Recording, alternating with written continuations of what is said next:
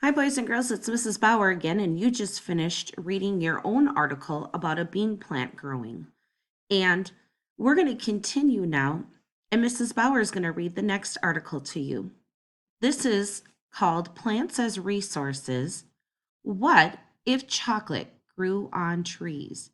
Now, I'm going to be reading the words to the article. You're going to be looking at the diagram and thinking about what I'm reading. Remember, your focus is, what part of the plant can I eat? What if chocolate grew on trees? And I took an up close picture. Let's look in the circle. It shows an arrow. Beans for making chocolate are in these. That's right, boys and girls, believe it or not, it does. Your chocolate treats start as a bean on the cocoa tree. I hope I said that right. So, how does it make chocolate? I'm going to read you this article called From Tree to Treat. And you can look at the pictures as we go. Number 1 says, people pick pods from the cocoa tree. The pods look like footballs. They sure do to me. And here's the article. Chocolate treats come in a lot of fun shapes and colors, but it takes serious science to make these candies. Cocoa beans have to go through many physical changes to actually become chocolate. And it all starts in a rainforest far away. Let's look at picture 2. If you look at picture 2, up in the circle, you will see what one of those pods looks like when they cut it open. Do you see the seeds in there? And the words say farmers cut open the pods and scoop out the cocoa beans. Well, it's not chocolate yet. Cocoa trees grow in the warm, wet, and shady rainforest. Pods full of the cocoa beans grow on the cocoa trees. The pods look like footballs. We just said that from number 1. At first, the beans smell like chocolate, but they sure don't look like it. They are covered in a white goo, and that doesn't taste much like chocolate either. I think you can kind of see the white goo up in that circle picture of the cut open pod. It actually tastes bitter. Farmers have to put them in the sun for about a week so that the beans can dry out. Now the beans taste a bit like chocolate. They're less bitter, but they're not candy quite yet. Let's look at the picture of them drying in the sun. Look at number 3. I'm going to move my cursor. The beans dry in the sun for about a week, it says. Well,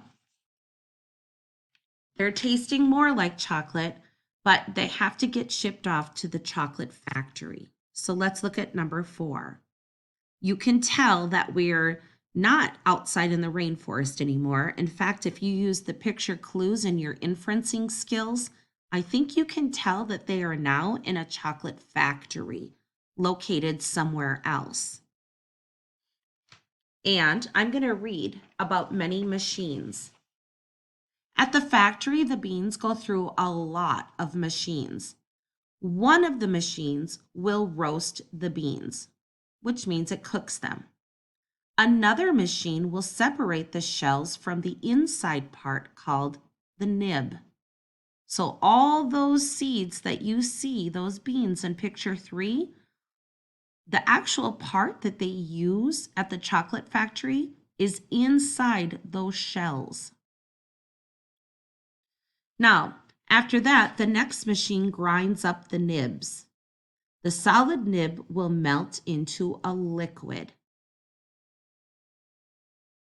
And now it actually looks like a fudge, but it still doesn't taste like it quite yet. So the last step is called fixing the flavor. It's time to add some ingredients. People pour sugar into their liquid chocolate. If you're making milk chocolate, that's when you would add your milk powder, says Nathan Royston. He works for the Theo Chocolate Company. Machines mix everything together so that the chocolate gets smooth and creamy. And finally, look at picture 4. The liquid chocolate goes into molds. And that is where the people pour the liquid chocolate into containers called molds. Sometimes the molds will be shaped like hearts to make chocolate hearts. Sometimes they're made into little circles and have a candy coating put on them to make something you'll see in the next picture. Let's see if you can guess what it is. And if you look at this picture, well, it's very easy to see the mold that it went into. It's a candy chocolate bar. And we know that we can break off those little sections and eat one little part at a time. After the candy is done in the mold, it has to cool and then harden.